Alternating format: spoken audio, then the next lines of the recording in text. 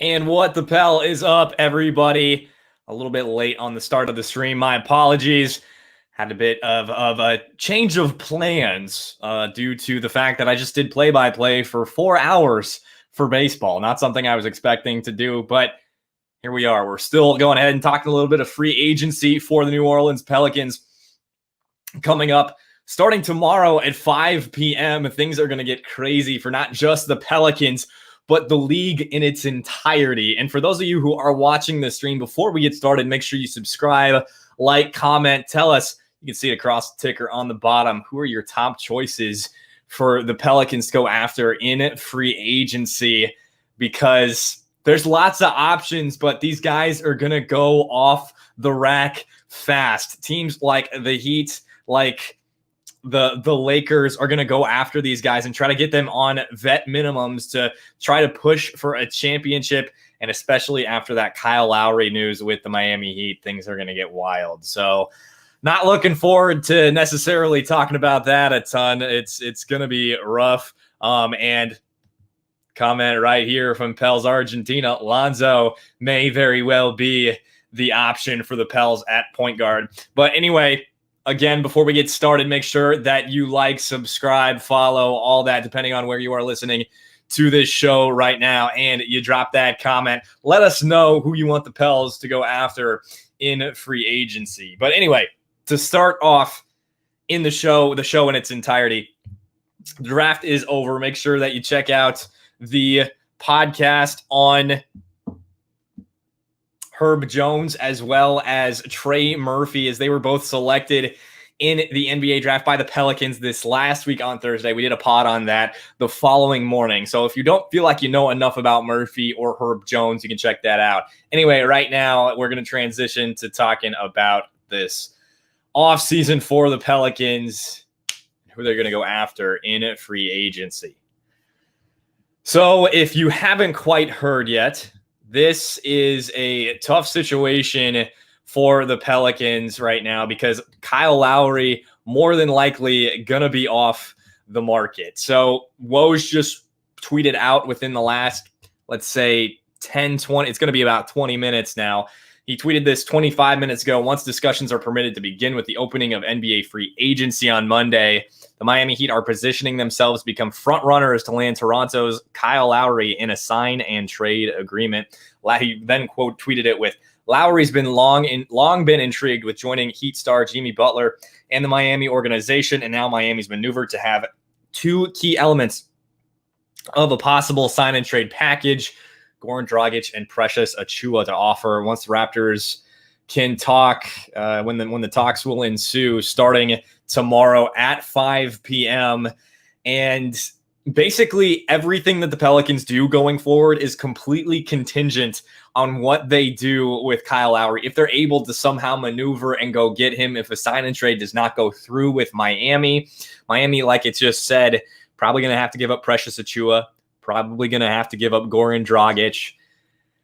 That's going to be an interesting looking Toronto team this coming season. Goran Dragic kind of sucked this last year. Precious Achiuwa, very erratic, but he's young. He'll continue to grow. He's probably going to be a switchable big for them. So that's a possibility. Who knows what they're going to do with Pascal Siakam. And so anyway, this is about the Pelicans, right? Kyle Lowry, probably off the table. And that sucks. I think a lot of people were in on the Kyle Lowry train, and for a lot of reasons. A lot of people wanted Chris Paul, as Deuce 3 mentions here, that he wanted the Pels to go after Chris Paul. A lot of people wanted the Pels to go after him, and it was a possibility. They were going to try to see if they could pry him away from Phoenix, but right now it's looking like CP3 is going to re-sign with the Suns, try to run it back, see if they can win a title this coming year, because that's the closest he's been to an NBA championship. Granted, he went through some very injured teams, but still, it's still a valid championship for the Bucks. It would have been a valid championship for the Suns. Those are both incredibly talented teams and both worthy of winning championships. But anyway, I think some people were hoping that CP3 would get nostalgic, sentimental, and come back to New Orleans and hopefully make a run with this Pelicans team. I don't think that's a possibility. Brian Windhorst kind of put the X-nay on that on the most recent Hoop Collective and said that CP3 more than likely going to go back to Phoenix. And that sucks. That sucks. It would have been awesome to see him finish his career in New Orleans. And because CP3 is off the table, Kyle Lowry off the table, it's not so much looking like we're assuming Kyle Lowry's off the table based on what Woj reports, because let's be honest, that dude doesn't miss. And so what the hope was when bringing Kyle Lowry in would be that CP3 type, right? Come in, join a very young roster that didn't make the playoffs the year prior, but has that sort of foundation to build up towards being a championship team, at the very least being, a 2, 3, 4 seed, making it to the semifinals. And that'd be a huge step for a Pelicans team that has Zion Williamson, Brandon Ingram, and you just add some of that veteran leadership who's been there, done that. And it kind of takes them to the next level. And then you hope for a third star at another point in time, whether you acquire that player through the draft, free agency, or trades, by making New Orleans a free agent hub like LeBron did in Cleveland, ultimately, even though the East sucked and he just kind of ran through the East. Basically, the entire plan for the Pelicans in terms of free agency, all contingent on Kyle Lowry. So it throws a monkey wrench in what a lot of people were hoping would happen. Lowry, more than likely not going to be a Pelican. And again, that sucks. I feel for everybody who wanted Kyle Lowry, because I did too. This is a guy who would have been a leader for this Pelicans team, and it would have been really interesting to see what he could do with a team that's loaded already in terms of having Zion, Brandon Ingram, and now they got these two rookies that will hopefully contribute, Jonas Valanciunas, etc. Now, the maneuver is, I'm assuming, because we haven't heard really anything extremely tangible with Malcolm Brogdon coming to Indiana. Zach Lowe talked about it on his podcast. He wasn't quite sure if it was true or not. And if Zach Lowe's not sure of it, I'm definitely not sure of it either. I don't know how the Pels go for a Malcolm Brogdon. It'd have to be a sign and trade sort of situation that would come to fruition. So that's probably not going to happen. That'd be really difficult for them to maneuver. And on top of that, the situation in Indiana, they're probably going to try to shift more towards winning now. And I think Brogdon helps that vision more than Lonzo does. Lonzo is hopefully going to continue on that upward trajectory, and that'll help the Pelicans if they bring him back. I mean, he's improved every single year. All you got to do is go to basketballreference.com and you'll find that out about Lonzo, especially in terms of shooting. Effective field goal percentage went from rookie year 44%. Now it's almost 54%. 2-point shooting 42% now to 48. 3-point shooting 30.5 down to 37.8, which is a huge jump. Free throw percentage from 45.1 to 78.1, which is a jump that does not happen.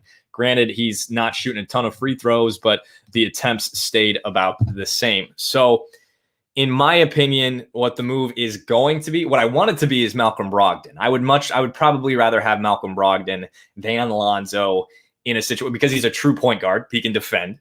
He can make shots.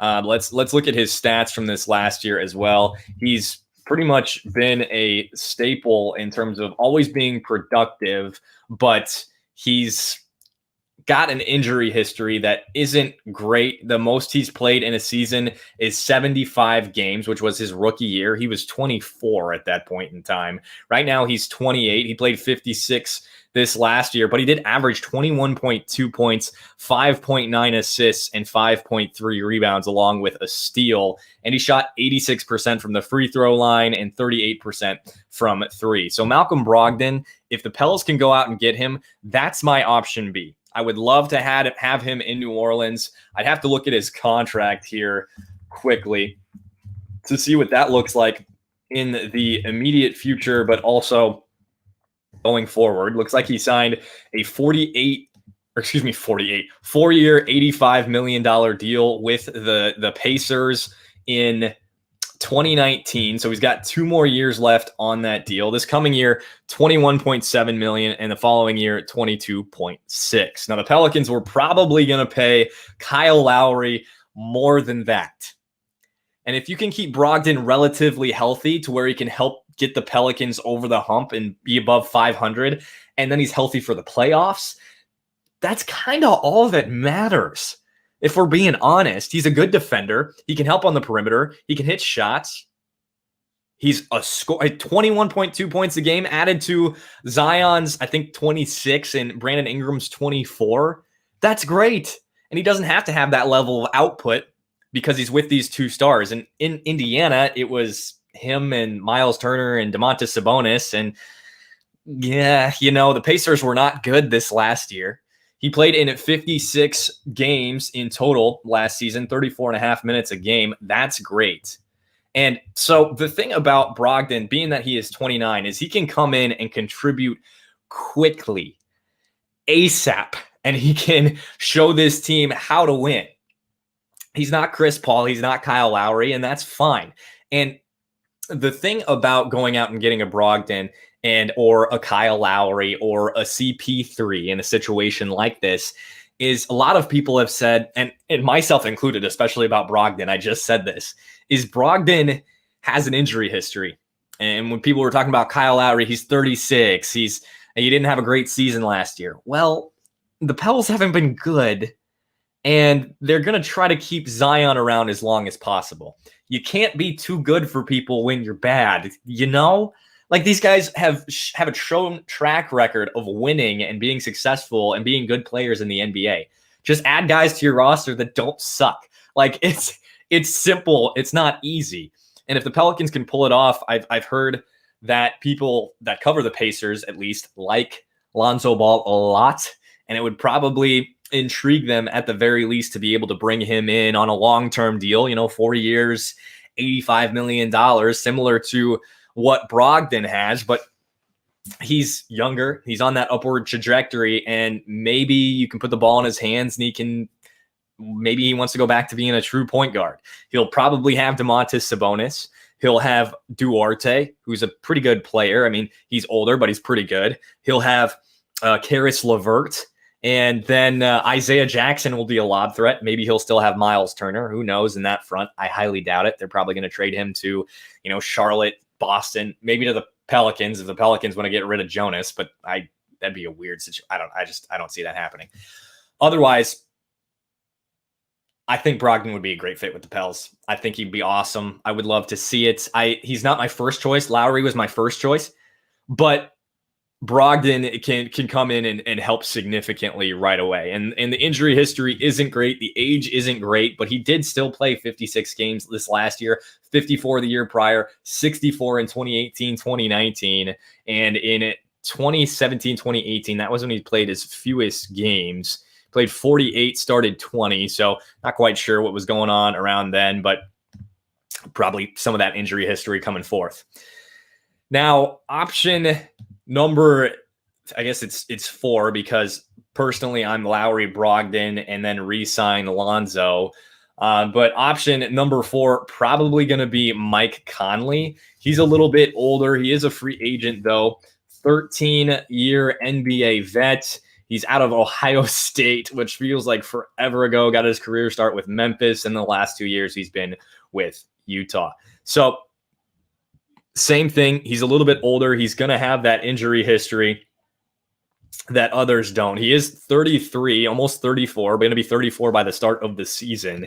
And so Conley's definitely not going to be my first choice either. I'm a big Brogdon guy. Again, it's probably for me, Lowry, Brogdon, Lonzo, Conley, because if you offer that 4-year, $80 million contract to a guy like Lonzo, you get that possibility of the upward trajectory, the ascension into being hopefully a superstar. I mean, these guys who cover the NBA have been saying, hey, somebody's going to get some good years from Lonzo. So if the Pelicans, if it comes down to it, and Lonzo, I think he's their second option. If they can get Brogdon, I'm for it, but I think he is their second option, and Brogdon would be their third. But with Lonzo, you're banking on the continued improvement. You're banking on him hopefully learning to attack the rim and draw fouls and be confident at the free throw line. Again, he did shoot 71% this last year from the line, I believe. I'll double check that here momentarily. 78%. Jeez. That's such a huge jump. It's insane. Anyway, and then fourth option for me is going to be a combination of Nickeil Alexander-Walker and Kyra, and then you sign a veteran guard who's on the market, whether that be, I don't know, Derrick Rose, TJ McConnell, Alex Caruso would be interesting, Frank Ntilikina, who that'd be sort of a reclamation project. But yeah, for me, it's probably Kyra veteran guard, preferably like a Derrick Rose, because he had a really good season this last year with the Knicks. And then it's Spencer Dinwiddie. You're looking for a scoring guard. If you get him in, you're looking for a guy. Well, he's coming off an ACL tear, which is not ideal. If you feel like you got to do it, if you feel like you can add a scoring punch, I guess Pelicans Nola likes Dinwiddie. I do not. That's not my call. Not the guy that I want in New Orleans. But it's a possibility that they go after him. I think I heard that, I saw this on Twitter, that the Raptors were interested in grabbing Spencer Dinwiddie this offseason. So I don't know how that's going to work, but it's going to be tough to hold out hope that the Pelicans can make a move for Kyle Lowry. Clearly, I mean, I think it's pretty obvious that tampering's going on with the Heat. This is exactly what happened with Bogdanovich last year in my mind's eye. I mean, it's not official, but probably going to get done, and that's obviously tampering. Like, how is that not tampering? So we'll see how that shakes out, and if there's any hand slapping going on. Anyway, those are the big pieces that the Pels could go after in terms of a point guard and how much Lowry affected it. Again, you 19 people who are watching, we were up to 33 for a moment there, 34. And if you can get some friends to tune in, that'd be awesome. But go ahead and comment. Who do you want the Pelicans to go after in free agency? Please make it realistic. Where this, like, the big fish out there who I'm going to mention briefly, CP3, Kawhi Leonard, DeMar DeRozan, and I guess like Victor Oladipo, probably not going to happen. Probably not going to happen. Kawhi is going to re-sign with the Clippers. He opted out of his player option. Same thing for Chris Paul. Oladipo, more than likely going to go back to the Miami Heat. And then DeMar DeRozan, that's not a guy that I particularly want on the Pelicans. That guy, he's a mid-range shooter, and I feel like he just clogged things up more for the Pelicans than they're already clogged. So, yeah, no thanks. And so then there's the guys that the Pelicans certainly could have a chance to go after. And what we talked about for being a major need for them is shooting.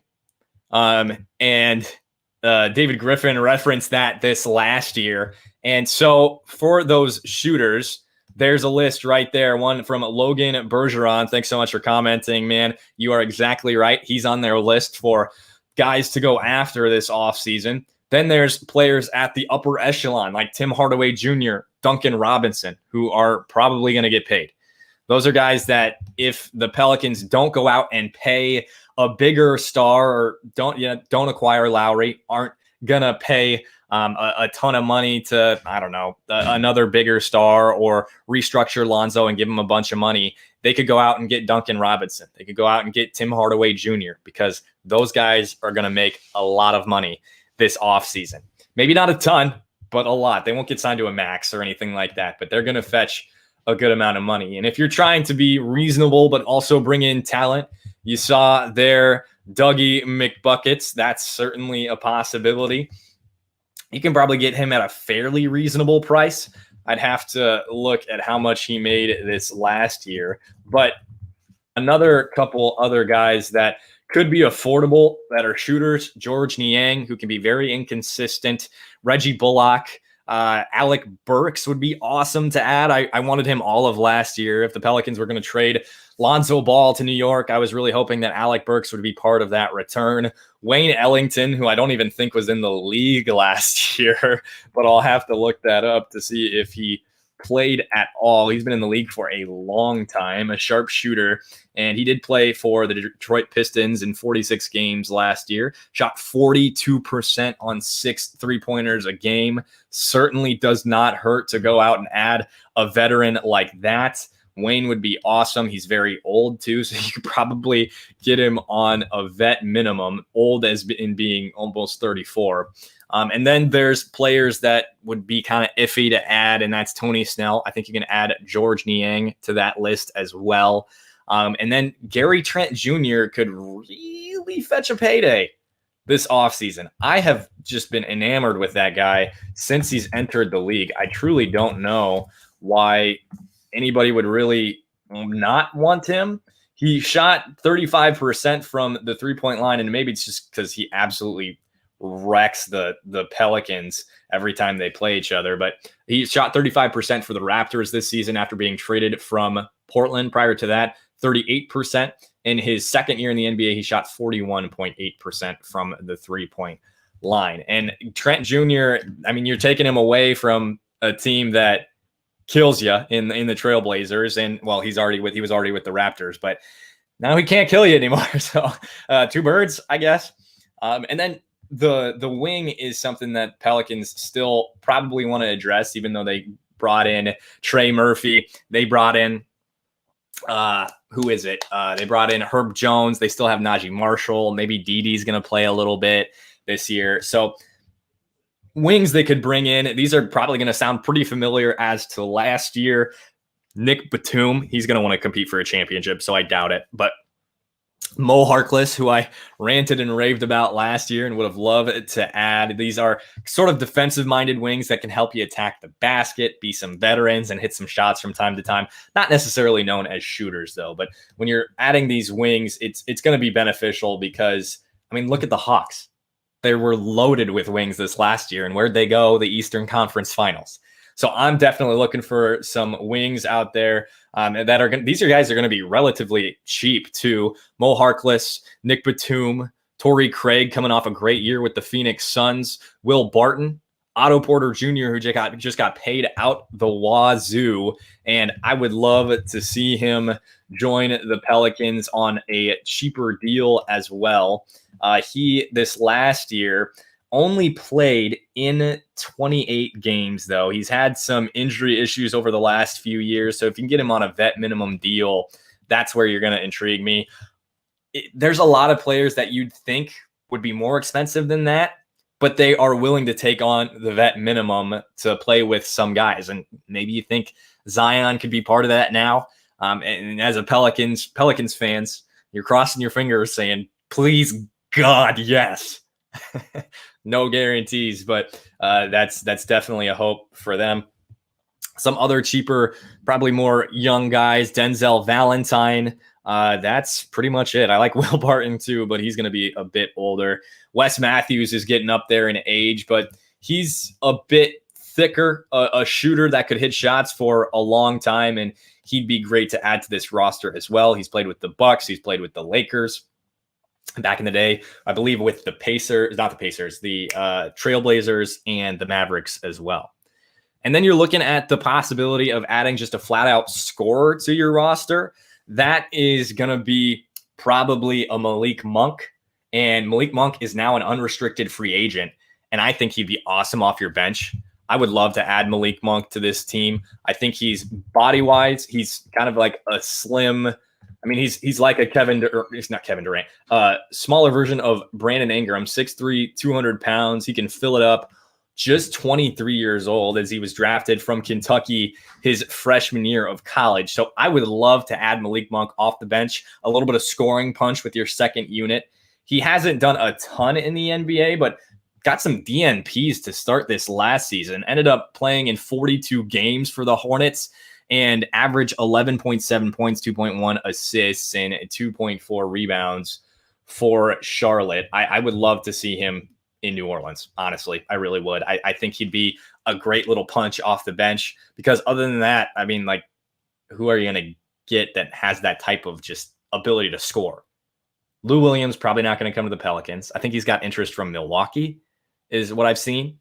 And then Devontae Graham, who's a restricted free agent with the Hornets. I am not a Devontae Graham fan. I think his stats were empty. This last year was just ugly for him. He went to, I mocked him in a couple of trades to go to New York, and I thought that would have been a great fit for him. This last year, 14.8 points, and he shot 37.5 from 3, 38% from 2. So 37.7% from the field in total for Devontae Graham. That's not a guy that I want on my team, personally. Not efficient, not a guy that I want. I do not want Devontae Graham in the slightest unless you can get him to come off the bench. But I don't necessarily see that happening. He would be a starter, and that would be bad. Another big need for the Pelicans, switchable bigs. I talked about this with Top 5 Pelicans podcast on Twitter today. I tweeted that thing about Billy Hernangomez, and it blew up. By the way, if you don't follow me on Twitter, it's at Elliot Clough right there. Go check that out. Billy Hernangomez, I talked about him possibly coming back to the Pelicans on a 1-year vet minimum deal, and literally the entire Twitter sphere, all of Pelicans Twitter showed up for Billy, and I am here for it. That is content that makes me happy. Billy is such a good dude. He's great for teams, and I would love to see him again in New Orleans. But he's not a switchable big. Jackson Hayes could be. We don't know if he's coming back this year. Jonas Valanciunas not going to help a lot on the defensive side of things. So what the Pels are going to look for in terms of a switchable big is probably retain James Johnson. Again, a vet minimum sort of situation. That'd be awesome. That's probably what he's worth. Getting a little bit older, but he was great team last year. He was an initiator of the offense when he stuck around. And I think the Pels would really benefit from retaining James Johnson. And then there's players like Bobby Portis, who is a free agent. I would be very surprised after winning a championship if he wanted to come to New Orleans. Then there's JaMychal Green, who's a free agent. Paul Millsap, who's a free agent. And Millsap has made an ass load of money in his NBA career.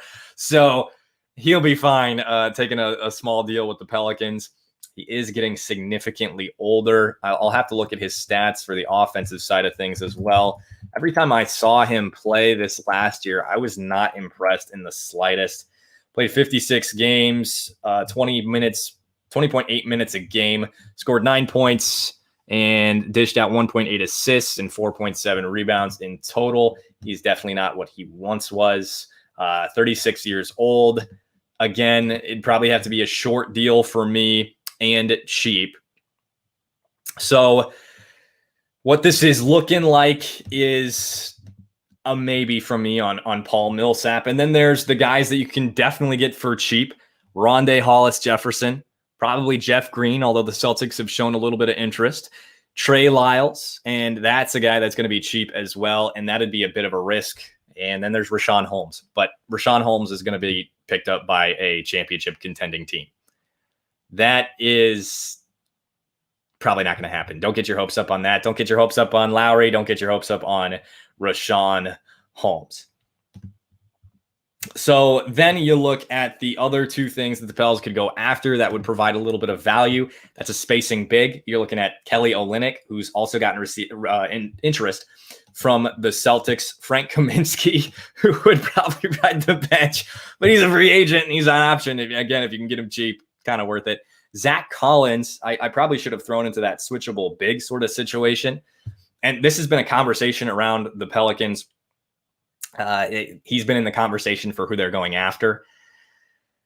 Collins makes me nervous.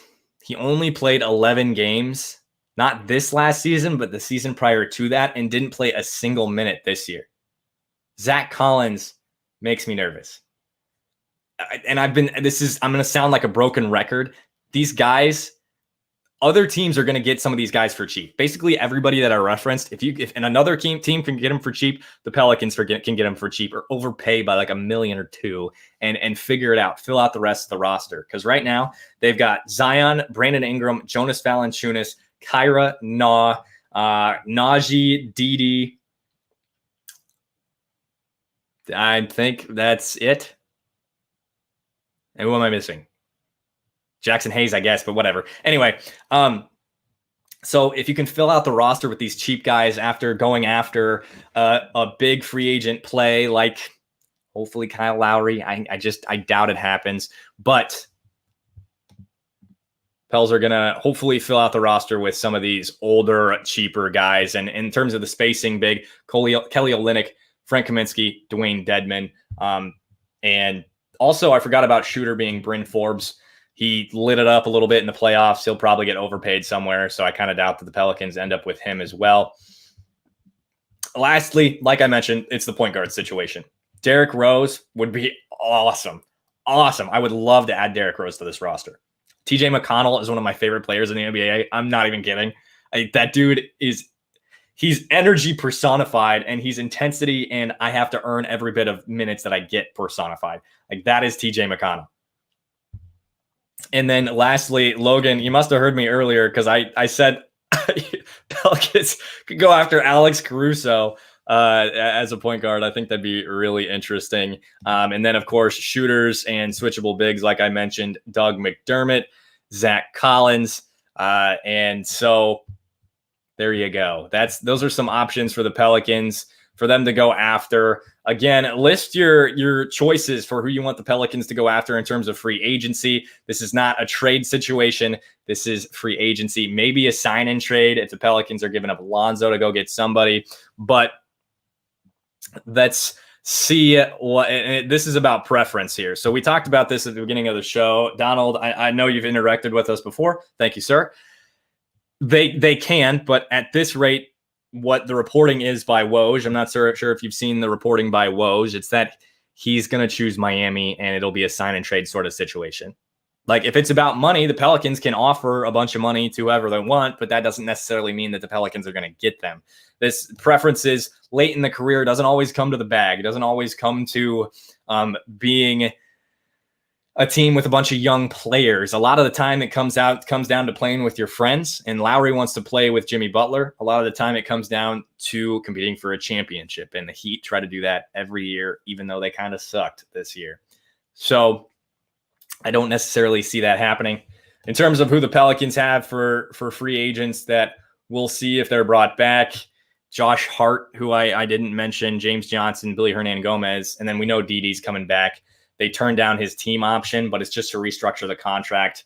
It was a really smart thing to do to open up more money for them and to give him a longer term. It was just a win-win. Longer term contract, win-win for them and Didi, which is great.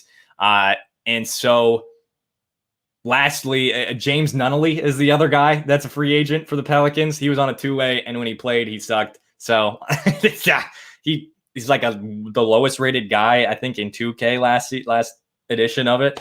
But anyway, yeah.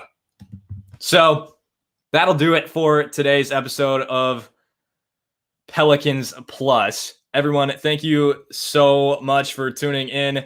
There's a high likelihood that the Pelicans just end up holding on to Lonzo Ball.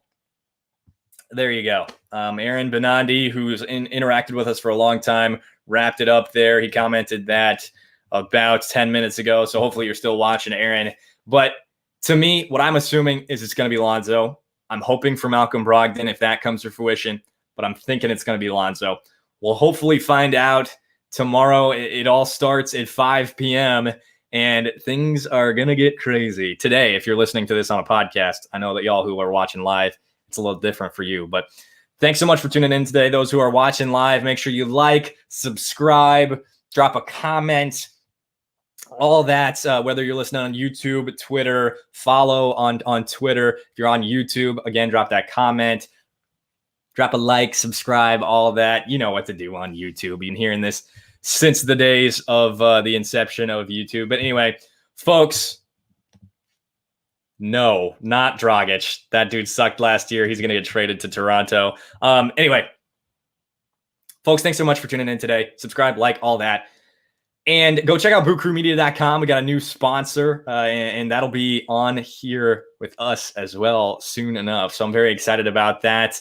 Boot Crew Media, we got a ton of writing put together. You're going to want to check that out. Come back to us if you're listening on a podcast or live. We're going to do a roundtable Tuesday night with myself, Charles LaRocca, Lynn from ESPN 1420, Charles LaRocca from Bourbon Street Shots, and then Charlie Gonzalez from the Bird Rights. It's going to be a really, really fun night. And so we'll talk about all the situations when that comes around. It's going to be really fun. We'll probably talk for about an hour. So stay tuned for that, folks. Once again, thanks so much for tuning in. I am Elliot Clough, and this was Pelicans Plus.